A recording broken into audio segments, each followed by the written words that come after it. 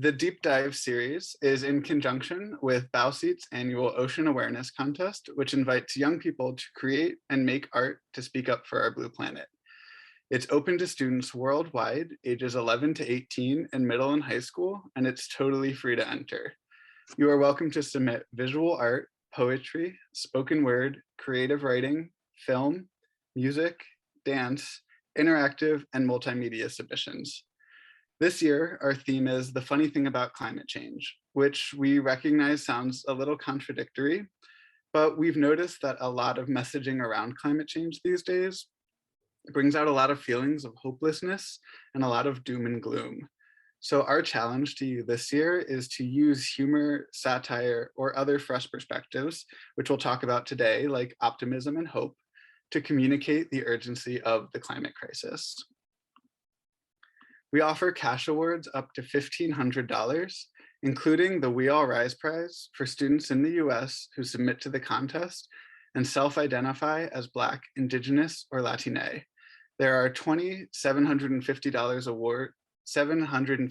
awards totaling $15,000. And in partnership with Taylor Johnson, who is an amazing spoken word artist, poet, and activist, any student who submits a spoken word piece to the Ocean Awareness Contest will be considered for the Voice of the Sea Award at the gold level. The deadline for submissions is June 13th, 2022, and we cannot wait to see what you all come up with. Now, back to our deep dive series. I'm so excited to introduce Elin Kelsey, PhD, who is a scholar, author, and passionate leader in the evidence-based hope and environmental solutions movement. Elin is an adjunct faculty member at the Redfish School of Change, a partnership between the University of Victoria School of Environmental Studies and Western Washington University. She has brought hopeful, solutions-based strategy to organizations like the Monterey Bay Aquarium, the Rachel Carson Center for the Environment and Society, the Rockefeller Foundation, and the Stanford University Graduate School of Education. Her research led former US President George W. Bush to dedicate one of the world's largest marine reserves, the Mariana Trench National Monument, in 2009. In 2014, she co-created #OceanOptimism, a Twitter campaign to crowdsource marine conservation solutions with more than 100 million shares. Elin is currently spending time in Finland as a Kone Foundation Fellow, working with climate scientists, children's book authors, and the Climate and Environmental Communication Science Association on the Developing Climate Change Communication with Emotional Awareness project. Without further ado, I'd like to hand the floor to Elin. Thank you. Thanks so much, Eric. It's just wonderful to be with all of you. And what I'd love to do is I'm going to start by sharing my screen because we'd really like to start off with a question to each of you who's joining us. So let me just do that now.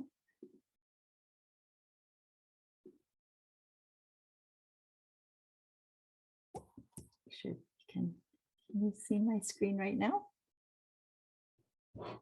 It should be perfect. Okay, that's great. Yeah, and I would like to very much acknowledge the traditional territory in which I normally live. Right now, I'm coming to you from Stavanger in Sweden, but normally I'm in the traditional territory of the Lekwungen peoples, and I feel so privileged to call that home that I really wanted to acknowledge that. As Eric said, I'm really interested in hope, and that's really the focus of our time together today. But to start with that, really thinking about climate emotions more generally, you know, the kinds of feelings and emotions that we have at this particular time in which we're gathering. So here's the question that I'd love to ask of you. In a moment, Eric and Olivia are very kindly going to put us into breakout groups. And I'm really curious about this.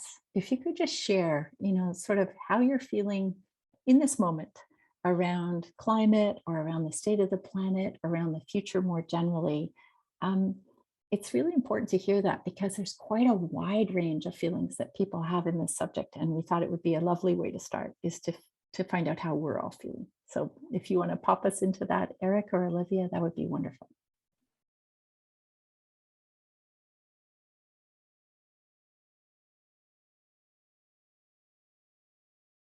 Thank you very much.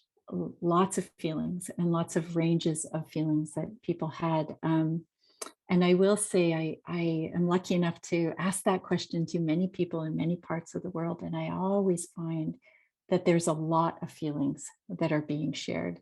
In fact, I'd like to encourage you to sort of keep track of your own feelings as I'm talking with you over this workshop time. Just noticing, what feelings are you having and what's contributing to those feelings. This whole field of climate emotions is really taking off now. It's really recognizing how we feel and the emotions that we have a big impact on how we engage with these really important issues of our time. And research such as this that shows, 3 out of 4 young people in a very major study, in this case, from 10 different countries, people between the ages of 16 to 25. Really feeling a profound impact in terms of the way that their feelings are impacting them in sociological ways, cognitive ways, social ways. There's other research like this. I often ask students in university classrooms how they feel. And some of those feelings are on the left-hand side here. And on the right is research done by a researcher who was asking crisis reporters who are in the middle of reporting on an earthquake or a war, how they feel. And I wanted to just show how strongly. Sorry, Oops. your screen is not visible right now. Oh my goodness, I'm so sorry. Let's see what's going No on here problem. for us. Maybe I need to reshare now. I'm so sorry about that, everyone. Let's see. We'll go back to that now. There we are. Is Okay, that perfect. working now? Yeah, Yep. thank you very much. Sorry about that, Eric. Yeah, so, really strong feelings in either case, that we have very strong feelings around these things. And as I said, I'll just go back to that previous slide. Um, you know, 3 out of 4 students in this international study talking about being afraid of the future, really seeing a dark future ahead. And strong feelings of fatalism. And fatalism is this idea that, sort of we're already past the point of no return, that the things that are problematic now are going to continue to be problematic. And those fatalistic feelings can really feed into a feelings of hopelessness, which are quite tied to the rise. Our World in Data, which is a program through Oxford University, has been charting the rise of cynicism around the world. And these feelings of apathy, really feeling unable to imagine making a difference, not being able to see, and coming out in different ways, such as this. Other researchers looking at decisions around feeling able to have children, for example, because of concerns about the state of the planet. Panu Pikala, a Finnish researcher I'm working with here right now, says, in some ways, these eco-anxieties shouldn't be seen as, sort of an anxiety problem, because in some ways they make a lot of sense. That in fact, anyone presented with these positions around what the world looks like, it's right to feel quite anxious about that. So rather than pathologizing it, we should really sort of embrace it and recognize it as a very healthy response to a problematic thing. And in that way, there are researchers who say, we should really be focusing on creating safe spaces to share the range of feelings that we have. And one of the projects I've been happy to work on in this last year has been bringing international academics all together who have various resources on how to create safe spaces to talk about our feelings around the climate, and in ways that they could be shared with students themselves or adults who are working with other adults or other students. And so you may be interested in that existential toolkit that has a lot of those kinds of resources. One of the things that's coming out of that work is really a recognition of the importance of caring for ourselves. And work such as this, which shows that the more we take care of ourselves, the more actually we're able to take care of others in our organizations or associations or other activists we're working with. And in fact, research showing that that has a positive benefit on the human rights or climate issues or ocean issues that we're really concerned with. So a strong tie between self-care and the care for the issues themselves. So just in your own mind, I wondered if you could sort of contemplate what you might have done for self-care for yourself in this last week, really seeing that prioritizing of self as being an important part of your care for the issues that you're involved in. Now, Panu had made this statement about, this really recognizing eco-anxiety as perhaps a very healthy response. In the second part of his statement was that it's a healthy response to the real state of the planet. And what I wanted to challenge in this is that how we understand the real state of the planet is not as straightforward as we might think. And that's what I wanted to touch on here, because our feelings are based absolutely on the reality of the problems of climate change or ocean pollution or sea level rise, those real things that are happening. And they are impacted by our mindsets and our beliefs and how we communicate about things. And so, for example, the number one way most of us learn about the environment is through the media. And almost all the media that we see is in this problem identification. So we see in this case, this very dramatic image of a forest fire actually burning up a COVID-19 sign, a very emotional image and very common in the way that climate change, for example, is portrayed. Added to that, many of you will be very familiar with doom scrolling, where we go from one negative story to the next. And in fact, doom scrolling was a word of the year in 2020 because it's such a common practice. And that all makes sense when you think, we have urgent issues and what we have to do is get the word out so other people know about these issues. That made a lot of sense even a decade ago when our big concern was that people just weren't aware of the problem. But what we've seen in much more recent years through polls like this and many others is that, in fact, people's awareness of these problems is very high in many parts of the world at many socioeconomic levels, for example, high levels of concern and high levels of people reporting willingness and actual action around these concerns. During COVID-19, some people worried that, in fact, climate change, for example, fell away from our concern because we were in the midst of what media people call an eclipse, a journalistic eclipse, which means we mostly only heard about COVID-19. But in fact, if you follow the research, we see that people's concerns around climate stayed as high, if not higher, during COVID-19. It stayed high as an issue. So what that means is our subjective beliefs actually impact what ends up happening, objective reality. And so we see research like this that shows if you actually believe the COVID-19 vaccine will have a positive effect, on average, you have a higher immune response to that vaccine. So our beliefs have a profound impact on not only, even on our own bodies. And that we see other work like this that shows the opposite. If we really believe climate change is unstoppable, then we're much less likely to do the behaviors that would actually stop it. So our beliefs really matter. And some journalistic academics now wonder, to what way is this focus on doom and gloom actually causing people to actively disengage? Is it something we're creating? It's an important question because, as I said, problems caused by climate change are deemed much more newsworthy. So journalistic research shows us that. And we see that when those reports only focus on the problems and not on solutions that are actually happening, then it causes us to feel like powerlessness and there's nothing we can do about these issues. The same thing, unfortunately, happens often in classrooms. So we learn about climate change and other issues. And as this student said, you hear about all the problems at the beginning of the course and you imagine in the second half, you'll hear about the solutions and then that second half doesn't come. So some of my work is working with teachers and professors to try to think about how do you structure your program so that solutions are getting this focus and not just the problems.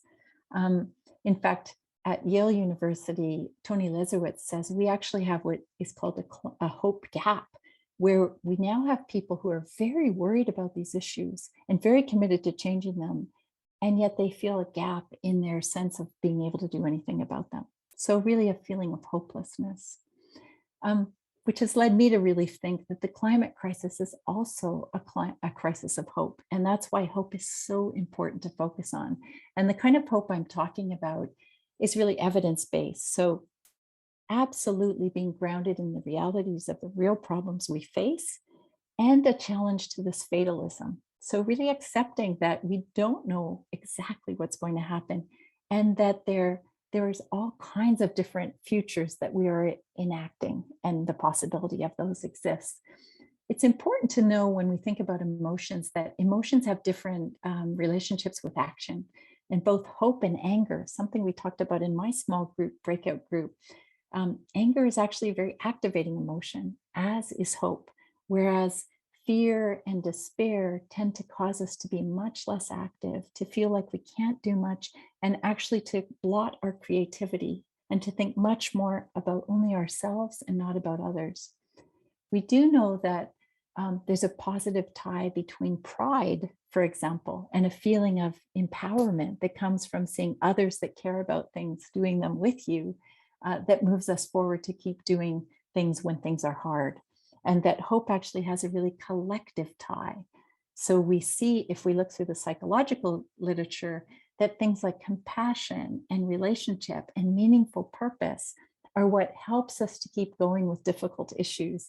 Whereas fear and shame, which have been the number one ways we've tried to engage people with these profound issues, actually serves to disempower us more often than not. It can initially alert us to these problems, but then it tends to not allow us to have the empowered feelings that allow us to keep going. So you might just want to think, perhaps add to the chat, does this hope gap ring true for you? Is this something you're experiencing in your own life or people you know? And what might you do to bridge that hope gap between real, genuine concern and feelings of hopelessness? So if you wouldn't mind adding that to the chat, I would be really interested to see that. One of the things I think really helps to bridge that is recognizing the incredible agency of other than human species. So we live on a planet that has 8.7 million other species on Earth, and we see really extraordinary examples of resilience. This is a picture that I keep on my computer, which is a picture of a place more famously known for this. It's Bikini Atoll. And it's a place that has had more atomic bomb testing than any other part of the Earth. And yet just 10 years after those atomic bomb first tests happen, we see life returning to Bikini. And now coral reefs, grand piano size coral reefs formed in those areas. And I think it's an important reminder of ambiguity in a way, that this reef is both thriving and there are aspects of it that are still radioactive. So it's not as if things are all broken or all better. In fact, in this case, we kind of see both. We also see examples like this where, we watch those horrendous forest fires in Australia in the last few years, the largest amount of forest in any continent ever burned. And at the same time, eucalyptus trees such as this one, yet again, bringing forth life in situations where I would have thought life was not possible. And so we have this resilience that is not an excuse to not act. I don't mean that in any way, but an important reminder that when we move in positive directions, this resilience is also there too. And so, recent research such as this, and you'll notice all of my work includes dates, because I think being up to date on things is really an important part of how we look at how to bring forth evidence-based solutions. I happen to also be a children's book writer. And in this case, I was looking at the fact that, problems are a normal part of life for all species, including ourselves. And that in this case, we see a dozen humpback whales blow a fine net of bubbles to trap tasty fish, pop, pop, pop, gulp. And this is coming from the idea that these whales are actually collectively making tools out of bubbles that help them to trap fish. Well, it turns out humpback whales are really good at problem solving. And in fact, we are seeing a global comeback of humpback whales. In fact, humpback whales are returning to Earth faster than the models that we saw for those. And some research say that's because they're such good social networkers. They're really good at seeing things that work and then copying each other. Along the BC coast, where I am lucky enough to live some of the time in British Columbia, we see record year this last year for humpback whale recovery. What's important about that is, humpback whales are wonderful. It's wonderful they're recovering. And as whales return, and humpbacks aren't the only populations that are returning, it's good for the ocean ecosystems overall. And because as whales move up and down in the water column, they actually bring phytoplankton up to the surface, which captures carbon. And so we now see economists putting dollar figures on the $1 million or more per whale on the amount of carbon that's being captured by whales as they move about in their healthier lifestyles. And now more recent research showing that tiger sharks too have, as those populations recover, having a positive impact on climate. And on the land, the same thing for elephants. So we're recognizing in a way this agency of the other than human world. And seeing that, one of the exciting developments to my mind is this recognition of how protecting biodiversity is really so hand in hand with protecting climate, or dealing with climate change. So a big movement now to protect 30% of land and water by the year 2030. So we saw, we were at 17%, and a number of countries now signing on to this 30%. And I will say, as Eric so kindly said at the beginning of this, my own experience of marine protection, which I know you all care about because you're ocean people. I was hired to write a report to try to convince George Bush at the time, as he was leaving office, to create the world's largest marine protected area in the Marianas Trench, the deepest ocean on Earth. And thanks to many people's good efforts, that in fact happened. And now that is something like the 14th largest. So in just a 10-year period, we're seeing these ecosystem scaled marine protected areas happening. Now, again, we have to push for regulations and make sure that they are truly protected and all kinds of things. And yet this movement has been really dramatic. In fact, I just pulled up this statistic today for you, showing that when we were at just less than a 1% in 2009, here's where we are now, and seeing this doubling within the last few years. And because those marine protected areas have been around long enough now, we can see that as we do that, it has positive benefits, for example, on fisheries. And we see, because people have worked very hard on these, tuna, for example, is the #1 consumed fish on Earth. And because people have been working over the last 2 decades to protect those animals, for the first time ever this year, we see this positive result. And just a few weeks ago, this initiative going on was, so they're now talking about a large UN agreement on the scale of the Biodiversity Convention around ocean.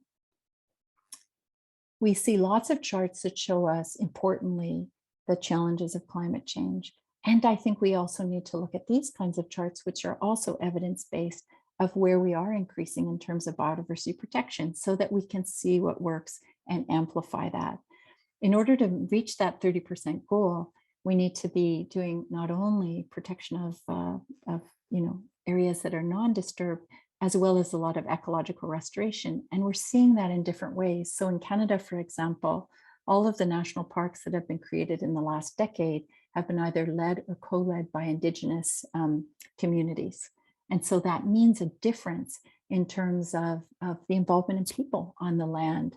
And research such as this that shows that kind of managed way with traditional knowledge actually has a positive, in many cases, biodiversity impact.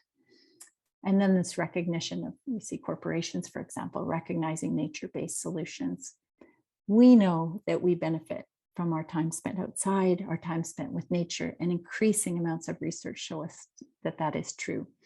So this assuming of this fatalistic perspective, because we almost entirely hear about problems only, is actually a very common conclusion, and yet it's a mindset, and it's one that's really debilitating to us, and one that we need to challenge because of research such as this that shows us when we know what has changed, we're much more likely to be optimistic about what we can change. I wrote a book some years ago based on interviews with scientists that was a hopeful book about the environment. And in many ways, it was a precursor for my understanding of this rapidly evolving field now of solutions or constructive journalism, which says we need to look just as actively in just as rigorous a way at solutions as we have looked at problems. So which things are working in what ways so we can amplify them. Because when we see what works, we're much more likely to engage with those issues. So in the same way that we get disempowered by only hearing about problems, we become empowered when we hear about what is working. And these are just some of my favorite sources that I go to on a regular basis for evidence-based solutions. I think it really matters because when we talk about the environment or ocean issues, we often use the language, if people would do this, then this would happen. And that future orientation can feel like we're standing at the starting line and all the hard work lies ahead. And when we feel this urgency discourse of 12 years for climate change, for example, it feels like the race is too long. We couldn't possibly make it. So I really advocate talking about, because people have already been doing these things, this is what we see now works, and we need more of that. So really positioning ourselves in the present. So for example, a beautiful example of that is the climate change marches, which many of you will have participated in or know someone who participated in. Those marches occurred, and mainly they were driven by the largest demographic on earth, which is now people under the age of 25. And within that demographic, when you look around the world, the two things that keep coming up as a common value are climate change and social justice. So it's a youth climate justice activism that we're seeing at play.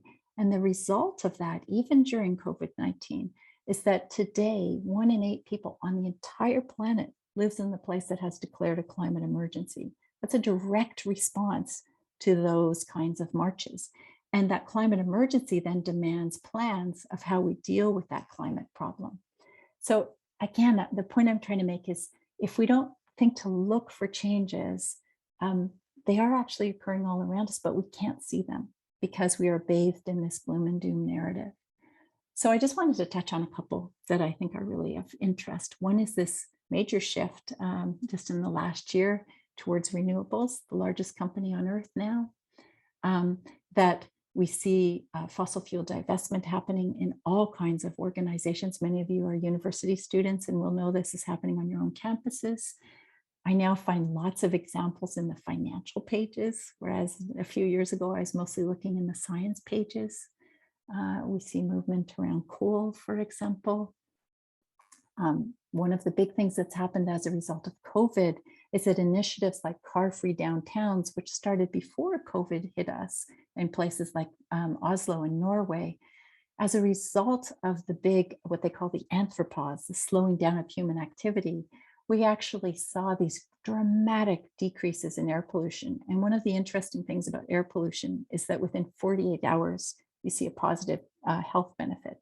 And so because of that, then, and statistics like this, then we start seeing these essential spaces, closing of activities because of COVID, and then people saying, we want to keep it this way. So it's a movement that was already there and in a way was boosted forward as a result of the closures that we saw around COVID-19. And then just this month, for example, something in Scientific American about, I really like this point, residents saw what worked and some politicians are responding to that demand. So solutions journalism allows us to demand things.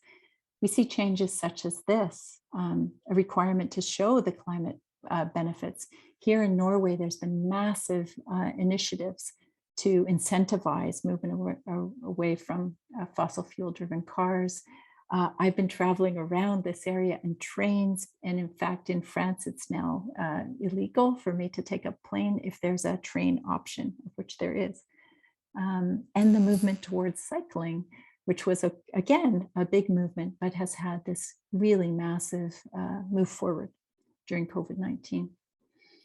And the recognition in even climate reporters, so Changing Climate Now is the #1 initiative. I think it's 880 news media organizations that report on climate, and they recognizing that accountability and hope are the watchwords for 2022 because of this issue around doom and gloom.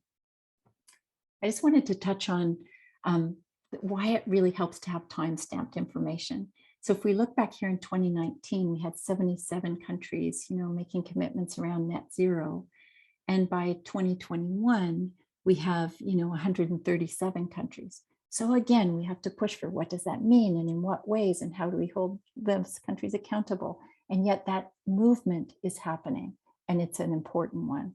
Same thing coming out of the climate change agreements, we see this attention to deforestation.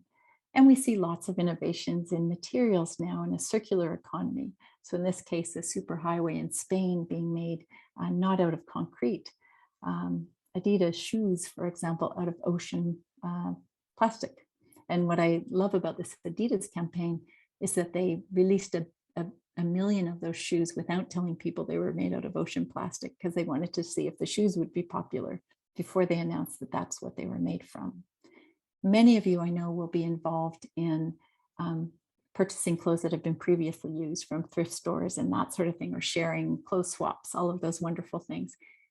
Big predictions about that being faster than fast fashion within just a few years from now. Many of you have switched to plant-based diets. And again, I'm raising these issues because often we think our individual actions are small but not impactful.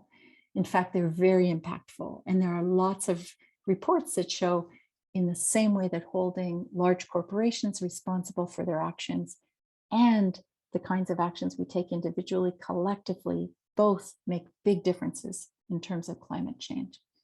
And we see more and more initiatives such as this, with youth here in Norway, for example, taking Norway to court as a human rights issue around Arctic drilling. So we see lots of shifts going on.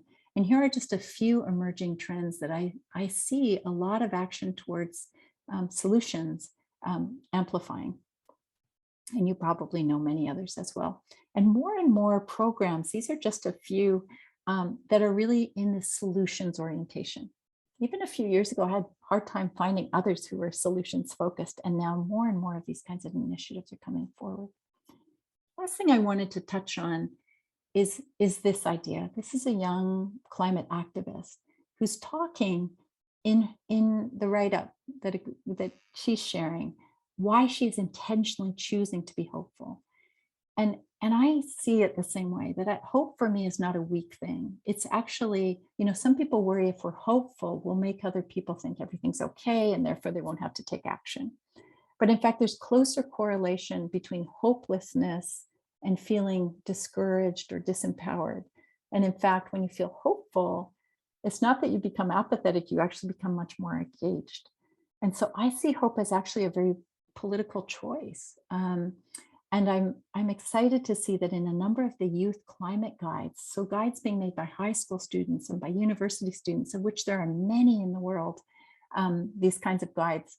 When you look in the table of contents, this is one from the University of Manchester, students have made there, you'll see a recognition about emotional care, so self-care, and a recognition of allyship, looking after each other, and a recognition of things like this, like that arts, the mashup of how we perform. And that's why I'm so excited about bow seats competition, because the use of humor and drawing and dance, these are all ways that we can express our own individuality, or the things we're passionate about, in ways that help us to move to the transformation that we're interested in doing.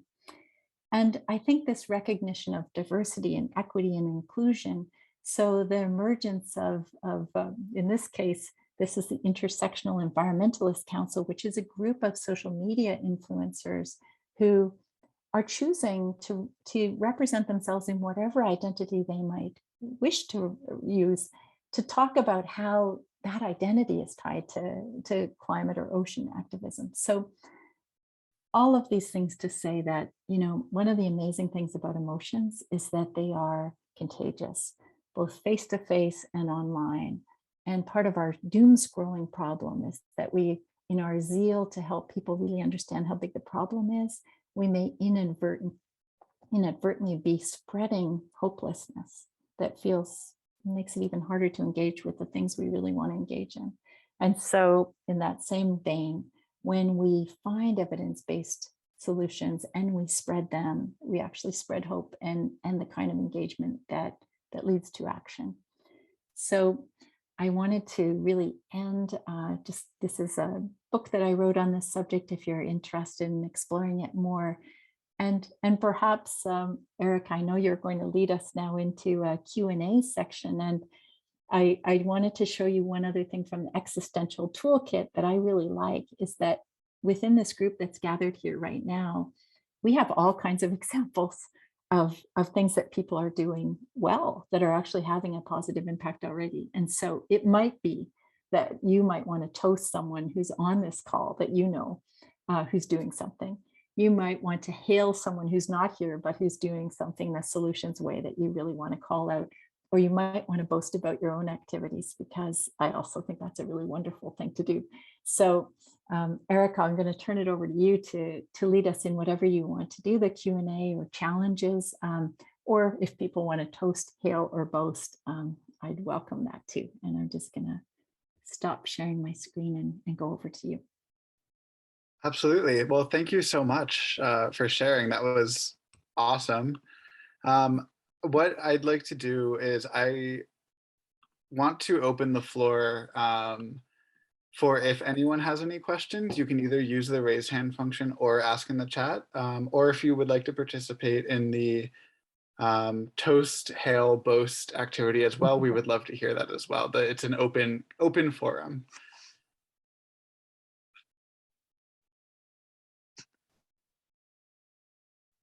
Yes, Sybil, I think.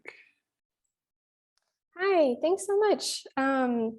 Yeah, I just want to say huge thank you. This presentation was really fascinating. I'm here representing the Break Free from Plastic movement, and I guess I'll toast to the members that are part of this movement, both individual and grassroots community groups and NGO groups who've been doing really awesome work on the front lines and fence lines. And there's actually a new initiative within the movement to develop more work in the communications sphere that specifically looks at solutions.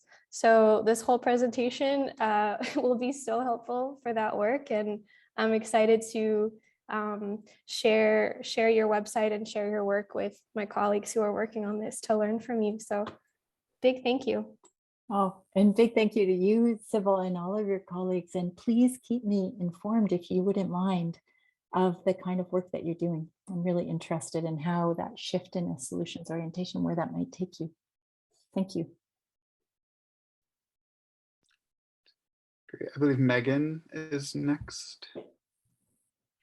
Hi, thank you. I really like this activity in general. Like, I'm definitely gonna reuse it. I love it. But I wanted to hail actually like my therapist. It's interesting, but this is the individual. His name's Thomas Doherty. He's based out of Portland, Oregon, and he sort of like started this, not started, but he's one of the therapists in the Pacific Northwest that bridge this idea of sustainable self and for a sustainable community and environment. And like my interactions with him also led to me being interviewed by the New York Times about climate change and mental health, which is really impactful for me because I'd never had like a space to process that before. So I'm just like really grateful for the ways in which mental health and climate change are being bridged currently. So like with therapists and in just like traditional therapy. I think it's super important, and hopefully it will be more accessible for more people because mental health is already a barrier for many people. But yeah. That's beautiful. Thank you. Thank you so much. Jeff, I believe, if you are. Sorry about that. It took me a second to get unmuted. I just wanted to give a shout out to Danny Washington. She's a co-founder of Big Blue and You, which is trying to take care of our oceans, and also Mocha Mermaids. And the work she's doing with kids when it comes to ocean is off the chart. And also to Tiffany Schlang. She is an author and a big advocate. Her organization is called 50/50 Day, where she's trying to get more women to be involved to lead everybody's across the world, their governments, and why it's important to get girls not only in the government, but also in this STEM, science, technology, engineering, and math, because if we're excluding half of our population from getting in and helping out problems, especially when it comes to science and technologies that we need for the future in the green, we're cutting out 50% of our productivity. So it's important to get girls involved in STEM. So thank you. Thanks, Jeff. I also want to say I see a lot of people are putting toasts in the chat as well as posting resources. After this webinar, either later this week or early next week, we will send a follow-up email. And if you have any resources you would like us to share with anyone who registered for this talk, please share them in the chat and we can share them with everyone else, including the resources that Ellen, you shared for positive news sources. And we'll also include the webinar recording there. Yeah. And can I do a request, almost like it's my birthday? I'm really interested specifically, if you wouldn't mind, on any social influencers that you're, social media influencers that you particularly follow for climate or ocean or solutions oriented aspects. I just love to know who those are. So if you feel like throwing those in the chat, I'd welcome it.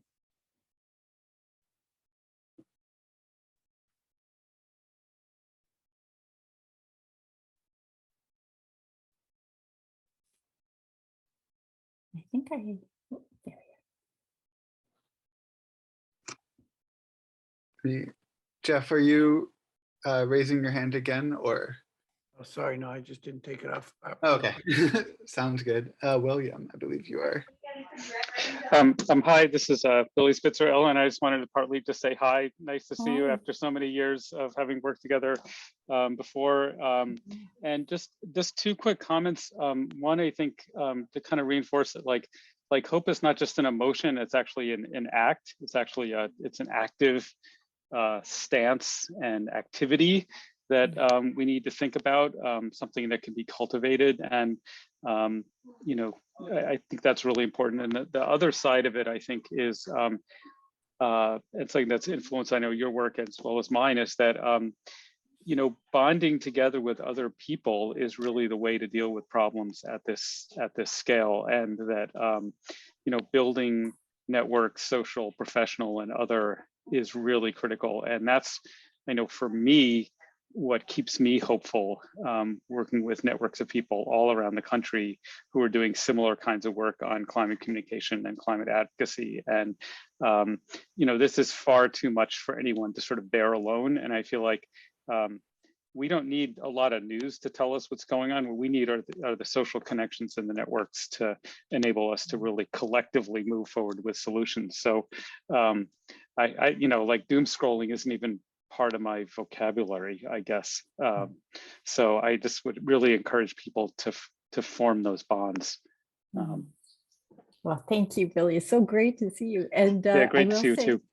Billy is one of the co-founders of what has become Climate Interpreter, which is a wonderful website of really looking at how do we communicate these things from a values-based perspective. And it's an ongoing, in a way, crowdsourced example of what does work for climate communication. So thank you so much, Billy. Great to see you.